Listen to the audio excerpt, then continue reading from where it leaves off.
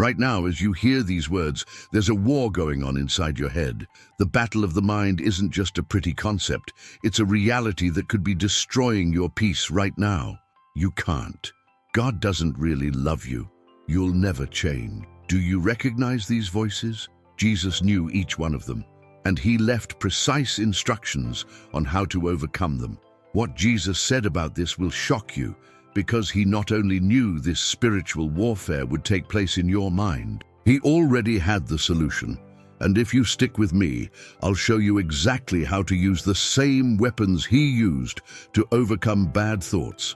Because the enemy of your soul knows that if he controls your thoughts, he controls your entire life. There's a battlefield you can't see, but it determines every decision in your life. It's not at work, it's not in your relationship, it's inside your own mind. Every second, thousands of thoughts cross your consciousness. Some boost your faith, others destroy your hope. Some bring peace, others sow anxiety. But here's what most people don't realize. Not all of these thoughts are yours. The Bible reveals an astonishing truth in 2 Corinthians 10:5. Casting down imaginations and every high thing that exalts itself against the knowledge of God, and bringing into captivity every thought to the obedience of Christ. Paul knew that there is a spiritual warfare going on in the realm of thoughts.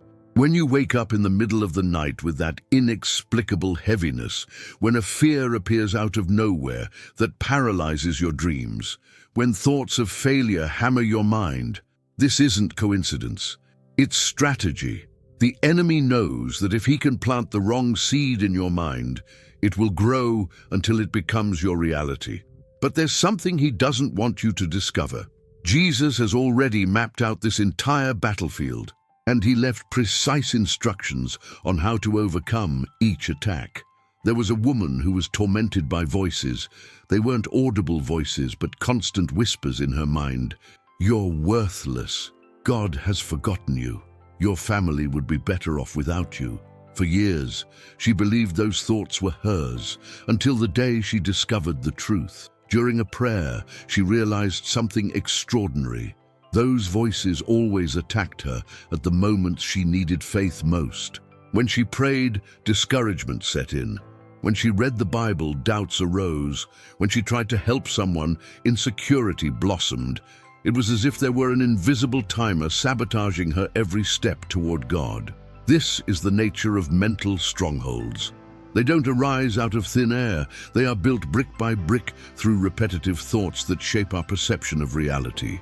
A lie whispered today, repeated tomorrow, accepted next week, until it becomes a mental prison. Jesus knew this strategy. In John 8:44, he said of the devil, "He is a liar and the father of lies." It's not physical violence, it's not external circumstances, it's psychological warfare. Negative thoughts and spirituality are more connected than we realize. The burning question is, how many of your own insecurities are actually the enemy's crops that you've watered without realizing? What if the voice that sabotages you the most isn't even yours? Jesus was not speaking in metaphors when he said in Matthew 15:19, "For out of the heart come evil thoughts." He was revealing something revolutionary. The origin of all human conflict is in the mind. Notice how Jesus dealt with temptations. In the desert, when the devil came with seemingly logical proposals, Jesus didn't debate or philosophize. He used a specific weapon, the word. It is written. It is written. It is written. 3 mental attacks, 3 responses with God's truth. This reveals something profound about what Jesus said about the mind. He treated thoughts like seeds. Bad seeds produce bad fruit. Seeds of the word produce life. Jesus knew that controlling the mind was controlling destiny. In Mark 7:21-23, Jesus listed exactly what comes out of an unrenewed mind. For from within, out of the heart of men, come evil thoughts, adulteries, sexual immoralities, murders. All these evil things come from within and defile a man. Jesus wasn't just diagnosing the problem. He was showing that the decisive battle of human life takes place in the realm of thoughts. And whoever controls this realm controls everything. But if Jesus mapped the problem so precisely, where is the solution he promised? Before I continue, can I take a quick break? If this content resonates with you, please leave a like below to let me know you're with me on this journey. And subscribe to the channel because there's much more to come.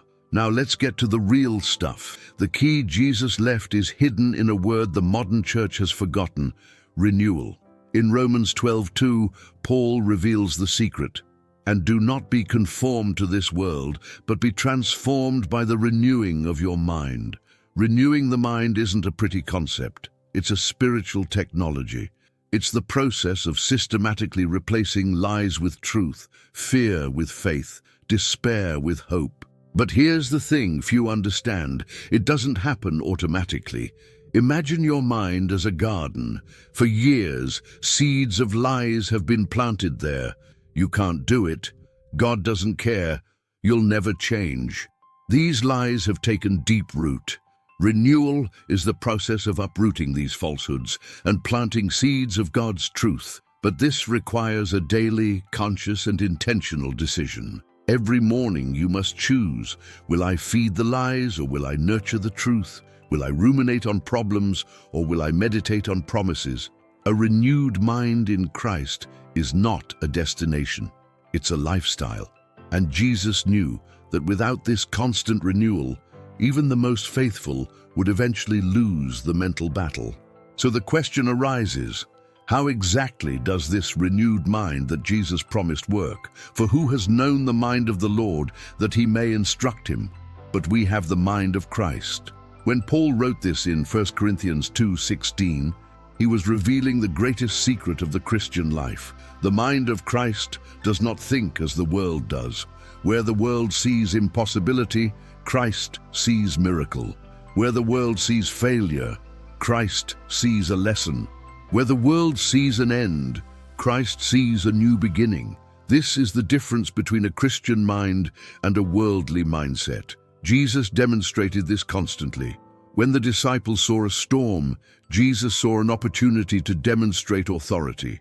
When they saw 5 loaves of bread for 5,000 people, Jesus saw supernatural provision. When they saw a cross, Jesus saw redemption for humanity. Christian thought operates on a different frequency.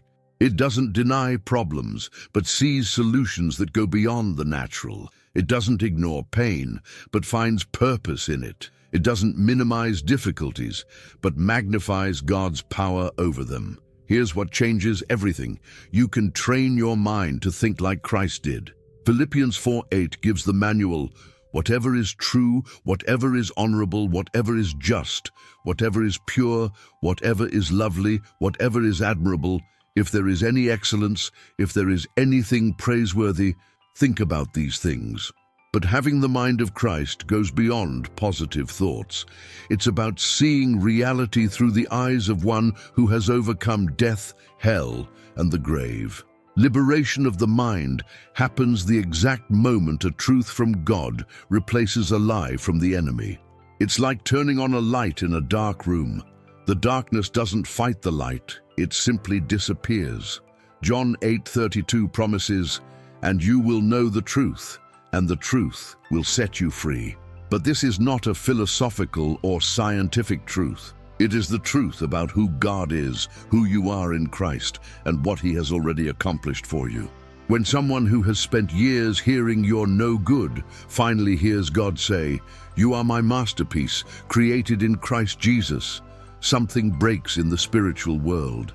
When those who felt abandoned discover that God never leaves nor forsakes, mental strongholds begin to crumble. Healing the mind through the gospel is not human therapy. It is divine surgery. God doesn't just treat the symptoms of bad thoughts, He attacks the root. And the root of every destructive thought is always a lie about God's character or our identity in Christ. God's thoughts towards you are described in Jeremiah 29:11. "For I know the plans I have for you, declares the Lord, plans to prosper you and not to harm you, to give you a future and a hope." When this truth penetrates your mind, it automatically drives out every contrary thought. But how to maintain this conquered territory when the enemy counterattacks? Self-control, according to the Bible, is not human willpower. It is supernatural power to control thoughts, emotions, and reactions. It is one of the most powerful weapons in spiritual warfare, but also the most neglected. Proverbs 25:28 paints a frightening picture. Like a city broken down and without walls is a man who has no control over his spirit. Without self-control, your mind becomes a territory constantly invaded by destructive thoughts. Jesus demonstrated absolute self-control. On the cross, tortured and humiliated, he controlled every word. "Father, forgive them, for they know not what they do." Even in the greatest physical and emotional pain in history, his mind remained under divine control. Thought control doesn't mean repressing or denying what you feel. It means recognizing destructive thoughts and consciously replacing them with biblical truths. It's choosing which thoughts you'll dwell on and which you'll immediately reject. Christian mental health is directly linked to the exercise of self-control. When you train your mind not to accept every thought that comes your way, but to evaluate each one through the filter of the Word, you build walls of protection around your conscience. But there's a specific test that reveals whether you've truly developed this mastery, and it has a name: anxiety. Anxiety is the thermometer of your mental life. It reveals exactly where your faith is being tested and which lies still hold sway over you. Jesus knew this. That's why one of his most repeated instructions was, "Don't worry." In Matthew 6:25-26, he was blunt. "Do not worry about your life. Look at the birds of the air. They neither sow nor reap nor gather into barns, and yet your heavenly Father feeds them. Are you not of much more value than they?"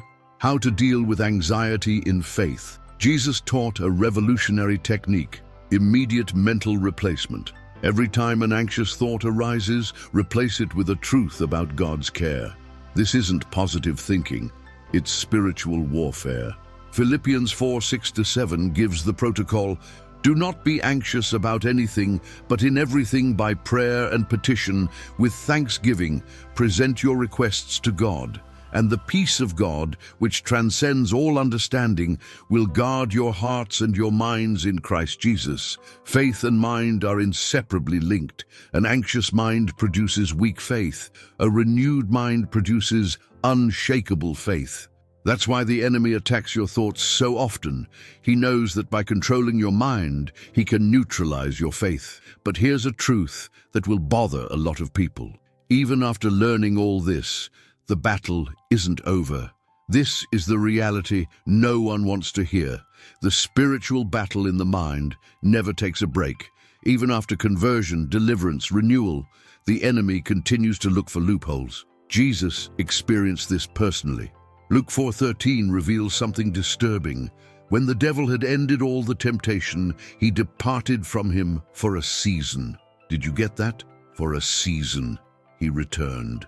The enemy did not give up even with the Son of God. Spiritual warfare is constant because your mind is the most valuable prize in the battle. If the enemy can plant doubt about God, you stop praying. If he can plant fear about the future, you stop dreaming. If he can plant guilt about the past, you stop moving forward. That's why Jesus warned in Matthew 26:41, "Watch and pray, so that you will not enter into temptation." Watching means keeping your mental guard up at all times. It means recognizing that destructive thoughts are spiritual attacks, not natural reflexes. How do you overcome bad thoughts when they insist on returning? The answer isn't to be stronger than them. It's to be smarter than the enemy who sends them. And Jesus showed us exactly how to do this. Jesus' strategy against mental attacks was simple yet revolutionary. He used the word as a sword. Every lie the enemy offered was instantly cut through with a truth from Scripture.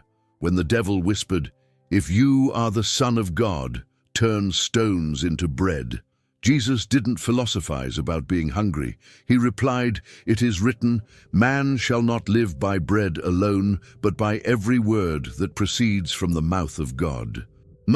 When the temptation of power came, "All these I will give you if you will fall down and worship me," Jesus did not negotiate. "It is written, you shall worship the Lord your God, and him only shall you serve." The power of the mind in the Bible lies precisely in this. Thoughts are overcome by higher thoughts. Lies are destroyed by truths. Fears are driven out by promises. How did Jesus deal with destructive thoughts? He replaced them instantly. He didn't give the lie time to take root. He didn't allow fear to set in. The moment the attack arose, the word responded. You can do exactly the same. When the thought comes, "God doesn't care about me," you respond, "It is written, God so loved the world that he gave his only begotten Son." When the thought comes, "You'll never make it," you declare, "It is written, I can do all things through Christ who strengthens me." Thought control is not a special gift. It is a technique that Jesus taught and anyone can learn. But there is one final weapon in this battle, a weapon that Jesus knew would be decisive for our victory.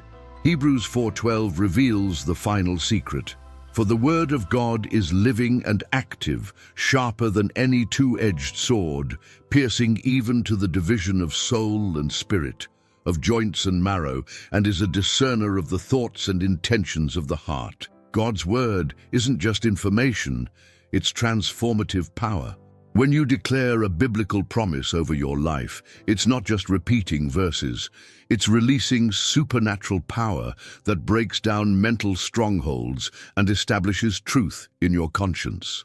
Isaiah 55:11 assures us, "So is my word that goes out from my mouth. It will not return to me empty, but it will accomplish what I desire and achieve the purpose for which I sent it." Every word of God spoken by you has the power to change your mental reality.